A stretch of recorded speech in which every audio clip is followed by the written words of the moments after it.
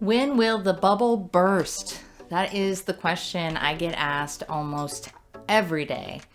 With home prices skyrocketing, home inventory evaporating, and interest rates climbing, buying and even selling a home in Arizona is still fairly challenging. Happy April, everyone. I know I'm excited, especially with Phoenix sports. We've got baseball back. I'm super excited to watch some D-backs. And how about them Suns? Are you excited about watching the playoffs? Welcome to my April housing market update for the Phoenix metro area. My name is Maegann Yarbrough. I'm a local realtor here. We're going to address that housing bubble question, and we're going to go over some of the trends that are going on in the Phoenix metropolitan area with housing. We have a lot to cover, so I'm going to try to be a little quick in this update. I will be taking deeper dives on a lot of these topics in shorter videos, so be sure to subscribe and make sure to hit the like button. That really helps me out and lets the YouTube algorithm know that we want to push these videos to people who need them and like them. And don't forget to ring that little bell. I have some new graphics I'm going to play with today. What did you say? So this should be pretty fun. Let's get into the numbers.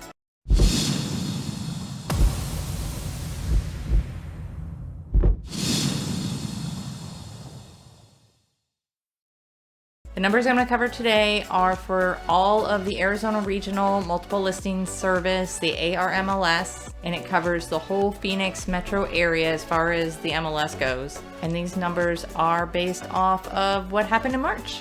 In March, we sold 10,148 homes. That is up from 7,798 sales in February. And that's a tiny bit down from the 10,407 homes we sold in March of 2021. Our median sales price continues to climb. It is $459,000. That's for every single home level in the MLS. That is up from $447,000 in February. And that is a big jump from March of 2021, where our median sales price was $359,000. So we have gone up $100,000 in 1 year on our median sales price. Our average sales price is a little over $574,000. That is up from February, which was almost $562,000 average sales price. And that is a big jump up again from February of 2021, where our average sales price was hovering around $470,000. Okay, inventory. These are new listings that came on the market in March. We had 10,815 new listings in March. And luckily that is up from February, where we had 9,135 new listings. And that is a little down from March of 2021, where we had 11,112 new listings in March of 2021. So inventory is still an issue. We are seeing some indicators that that might be transitioning at least a little bit, which we'll talk about in a second. We ended March with 7,915 active listings. That is up from February, which had 7,282 active listings. And that is up quite a bit from March of 2021, where we had 7,201 active listings. So homes that went under contract, which we put in a pending status in the MLS. We ended March with 7,378 pending listings.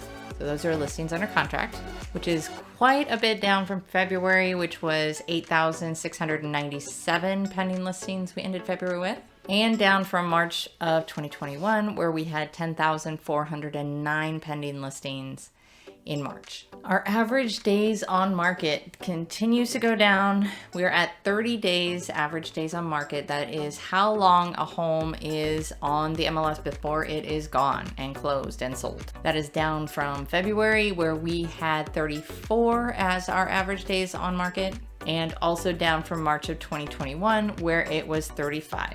Our absorption rate is still under 1 month, which means how many homes come on the market If no more came on the market as of like right now, we would be out of homes in less than a month. For March, our absorption rate was around 0.86 months. That is up from February, which was 0.79 months. So that's good. That's a good trend because it means that there is more inventory coming on the market and it's leaving slower. So that is a good trend. And that is also up year over year. In March of 2021, it was 0.81 months. A normal market, which we haven't seen in a long time, is about 6 months. We've been in a strong seller's market. When you're under 6 months, you are in a seller's market. We are in a very strong seller's market, as you know. Our sold to list ratio is 101.7%. So this means that sellers are still getting more for their house than what they're listing it for by 1% on average. But we are seeing indicators, especially on a national level, that we are doing more price changes. When we see more price changes, and this is when they're lowering the price of the listing, that usually means that there is a shift in the supply and demand. No matter what someone wants to price their home at, you still have to have consumers that are willing to pay the price for that home. Our prices, especially in Arizona, have inflated quite a bit in a very short time. For example, a house between 1,500 and 2,000 square feet, the median sales price has almost doubled since January of 2020. And I know that 1,500 to 2,000 is the sweet spot size for especially like first-time buyers and people trying to get into that 3-bedroom, 2-bath house. But as we are seeing now with the price changes and the amounts of price changes that are going up, it means that those high inflated prices are just not sustainable to the average consumer. And it's going to get even more difficult because the interest rates are going up.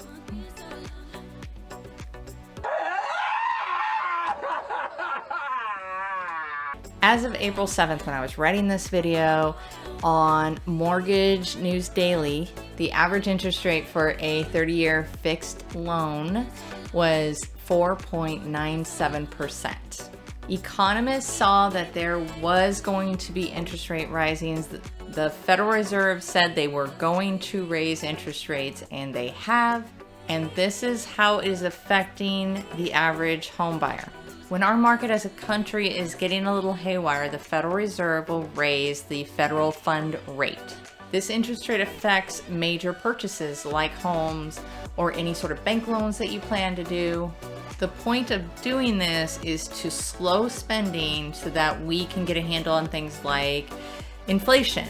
Historically, the highest the federal funds rate has been was 20%. This was when we were in double-digit inflation in the early 80s.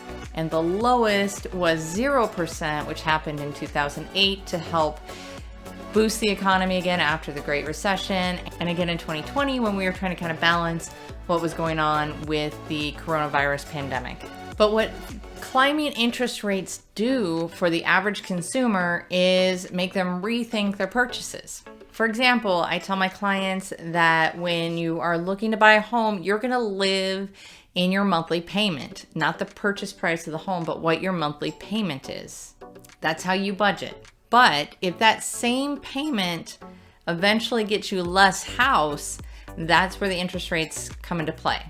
And this is happening right now. I've already got clients I've been out shopping homes with who have had to get their pre-qualifications changed because the interest rate has changed. So if you're out there looking for a home right now, make sure that your lender is able to lock you in at one of those lower rates because they are going all over the place. They're all over the map right now, all over. So now I know you're thinking in the back of your head, like, Megan, you said you were going to talk about the bubble. When is the bubble going to burst? When can I go buy a house? Because I know the market's a little crazy right now. I know. I'm in it. I'm in it every day. It is a little crazy. I'm tired. So tired. Face madness. But that bubble that people keep talking about, even analysts that are following the Federal Reserve So based on data and statistics, economists can only predict so much. We have so many factors involved in the affordability of homes right now. But ultimately, it goes back to basic economics 101, supply and demand. If supply is low and demand is high, then prices go up. If demand is low and supply is high, then prices go down. When interest rates go up, more people will take a step back from maybe purchasing that home and rethinking, maybe I should save for a larger down payment so I have a smaller payment in the long run. Or maybe I need to rethink what my overall household is supposed to look like. Affordability is going to affect demand. The less affordable a home is going to be based on wages, inflation, interest rates, then demand will diminish a bit there too. The other thing that affects demand is just consumer sentiment, like what we are fed from by the media. If people are stressed out about the housing market and don't want to buy because the media says how bad the market is, then psychologically they will choose not to buy, therefore decreasing demand. If the economy's doing good, people feel good about their money, they feel a little more flexible in spending, and that's going to increase demand. So what's the solution? The solution is, well, if you can't buy right now, then you're going to have to either merge households or you're going to have to rent. I do want to sit down and do a whole video on the buy versus rent figures. So hopefully if I've got that for you guys, I'll post it right here. Lastly, I just want to cover how the iBuyers or the larger corporate investors who tend to fix and flip in our community are doing. There are a series of news articles. You can look up some of these online if you like, but two of our largest iBuyers in the Phoenix Valley is Zillow and Opendoor. And the model that they use is they try to give a cash offer to a potential seller, so the seller can just move out, take their money and run. And then the iBuyer will in turn try to resell the property on the market after fixing it and try to make a profit. What happened, especially in the last couple of years, last year in particular, but it would be very strange when I'm trying to show homes that are being sold by these iBuyers and look at the tax records, which are public record, and see that they did purchase the home for more than what they're selling it for. One article we came across was about how Zillow advised not to trust their own Zestimate when you are looking to buy a property and determine the value of that property. Because guess what? That is what Zillow did. They used, in many cases, their own Zestimate when they went to purchase the property that they were investing in. So they overpaid on the property, had to sell it for a loss, and lost millions and millions of dollars in the last couple of years trying to make this model work. I know as of December of last year, they stopped buying properties in the valley. The good news is you have less of those iBuyers competing with you when you are looking to purchase a home. The not so great news is that there still are investors out there. They're still trying to get these sweet 3-bedroom, 2-bath homes that are perfect for a first-time buyer, but also perfect for a rental. So when it comes back to supply and demand, and is there going to be a bubble? As far as economists can tell, at least especially in Arizona, we've been climbing almost 20 to 30% year over year the last 3 years in appreciating values. I think what we're going to see is it level off, or at least kind of flatline a little bit. If there is any sort of dip, they're predicting it might be maybe 10%, and we're not going to feel it. It's not going to be like it was in 2008, 2009, 2010. It's not going to be that massive of a drop. What we're trying to do is like correct, but none of us have crystal balls.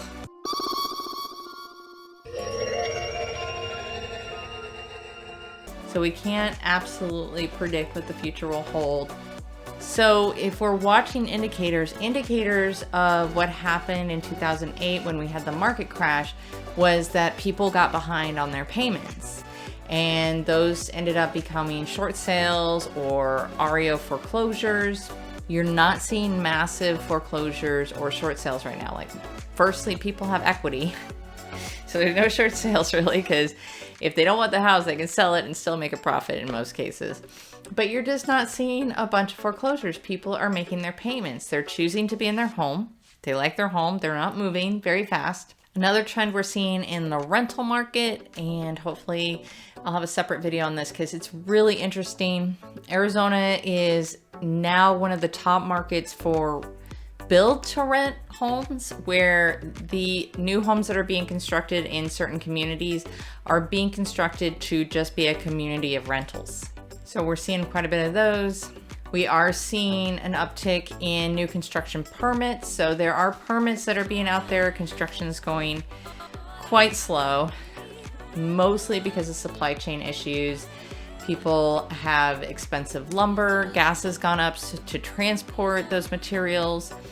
There's shortages on cabinets and windows and garage doors and appliances. So even though a new construction home may have been started a year, 18 months ago, it may not be 100% completed right now. There's a shortage definitely on skilled labor to put those homes together. It's another separate video I kind of want to go into, and if I get that done, I'll post it right here. So I wanted to make this kind of brief. I've got so much information to talk to you guys about. So I'm gonna keep putting out a bunch of videos about these topics. Hopefully you find them interesting. Again, make sure to subscribe, hit that little bell so that you are notified when my next videos come out. Be sure to give it a like. I'd really appreciate that. I'm also gonna put more videos out on fun things to do around Arizona. So places to eat, places to drink, places to visit, places to take your family. So we're gonna have a lot more of those coming up here. Also, if you wanna see some more short form videos, more buyer and seller tips, and some behind the scene things on what I do, be sure to follow me on Instagram. I'm AZ Real Estate Geek on Instagram. I'll post a link in the description as well. Thank you for your time. I can't wait to see you in the next video. And until then, stay geeky, my friends.